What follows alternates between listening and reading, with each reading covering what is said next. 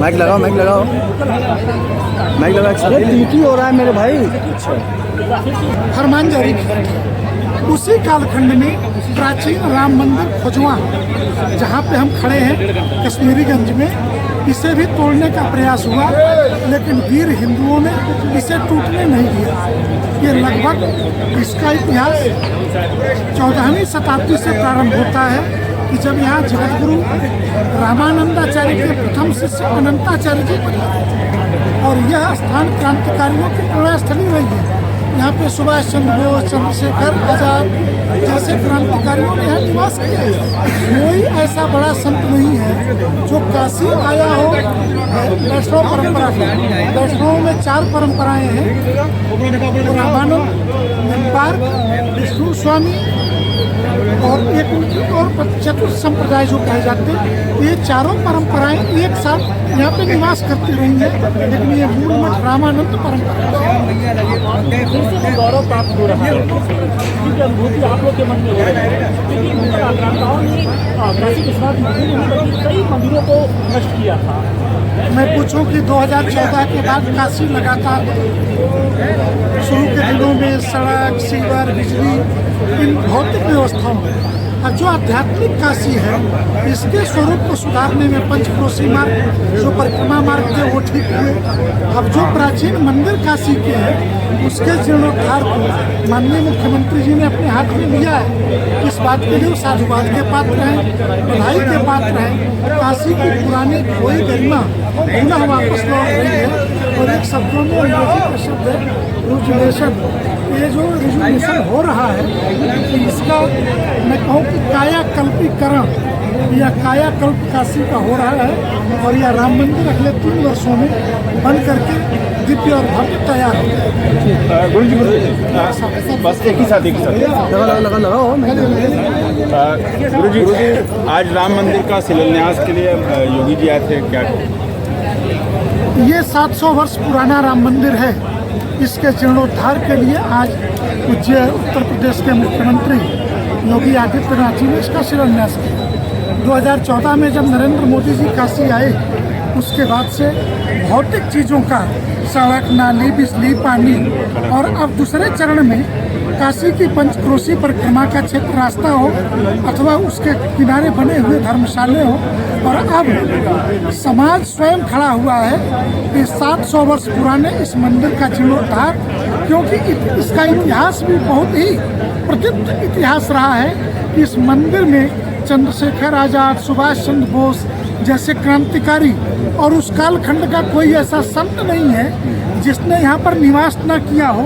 इसलिए ऐसे स्थानों का जीर्णोद्धार और यहाँ पे उसका इतिहास का लिखा जाना बेहद ज़रूरी है, ताकि आने वाली पीढ़ी ये तो जाने कि स्वतंत्रता के आंदोलन में भी इस मंदिर का क्या योगदान था। वक्फ बोर्ड का बिल आ गया है और ओवैसी जी जो है मंदिर पे एक एक करके वक्फ बोर्ड का मंदिर को बनने में कितना वक्त लगेगा? और अगले 3 से 3.5 वर्षों में इस मंदिर को पूर्ण करने का संकल्प पूज्य रामानंदाचार्य, राम कमलाचार्य जी महाराज जी ने लिया है और हमें विश्वास है ये पूर्ण हो जाएगा। काशी की अयोध्या के रूप में भी हाँ, ये सत्य है कि काशी रामलीला की दृष्टि से आप देखें, जब गोस्वामी तुलसीदास जी अपने मित्र के साथ मिलकर के काशी में रामलीला शुरू कराई मेधा भगत के साथ, तो अलग अलग स्थानों के नामकरण हुए। क्या जो स्थान नहीं है मैदागिर मंदाकिनी नदी बहती थी, उसी प्रकार रामनगर जो उस पार बना है आज, लेकिन इस पार लंका किस बात का प्रतीक है?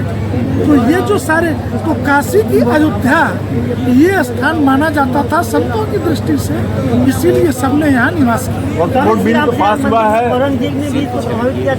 1669 में जब काशी ज्ञानवापी का मंदिर तोड़ा गया, उस समय मुगलों ने यहाँ भी आक्रमण किए, लेकिन इस हिस्से के हिंदुओं ने वीरता से मुकाबला किया और टूटने नहीं दिए। गुरु जी वक्फ बोर्ड बिल पास हुआ है, ओवैसी जी बिल फाड़ दिए, अगर कोई शुतुरमुर्ग आंधी में सर दबा ले कहीं तो उससे आंधी तो चली नहीं जाएगी। बिल भारत की पार्लियामेंट ने पास किया है, बिल लागू होगा और ये कितना भी रोले गाले, लेकिन ये गुंडागर्दी, हम लोगों को तो पता था कि 9 लाख एकड़ जमीन है, लेकिन जमीन कितनी निकली? 39 लाख एकड़ जमीन इन्होंने कब्जा करके रखी है। और 2013 से 2025 के बीच जो आंकड़े आए हैं बेहद चौंकाने वाले हैं कि 4-4.5 लाख एकड़ जमीन थी 2013 से। ये कैसे बढ़ा? और इस जो कानून आया था कि कोई चुनौती नहीं दे सकता, क्यों नहीं दे सकता भाई? तो अब समाज चुनौती भी देगा।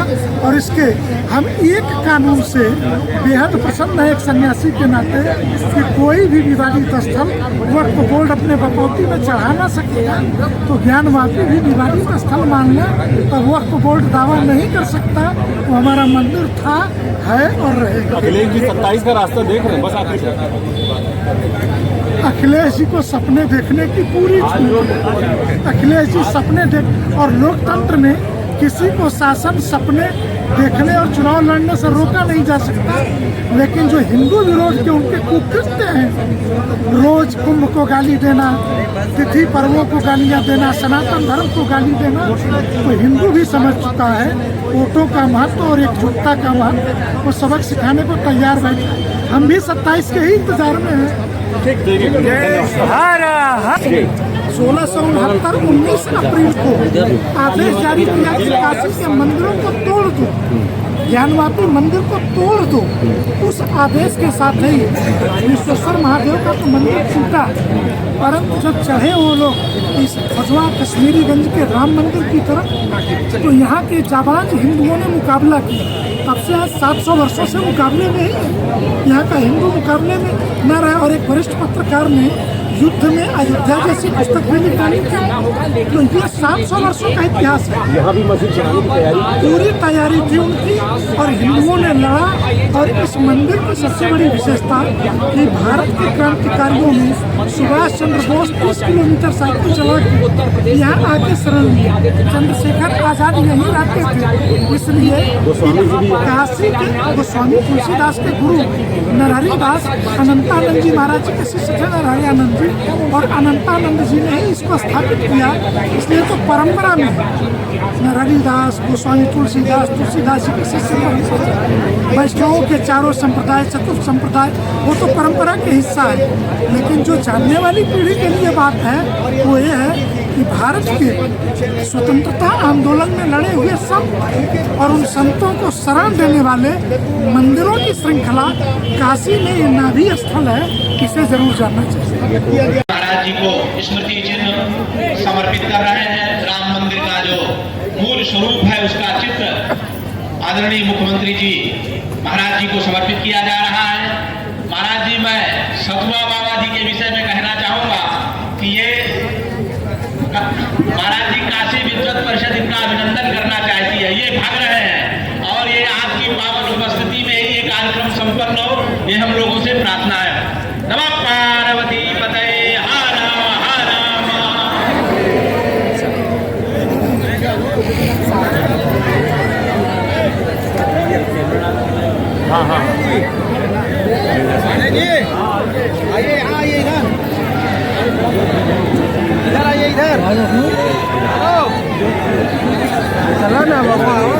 साइड जरा एक लोग कोशिश करने में क्या है।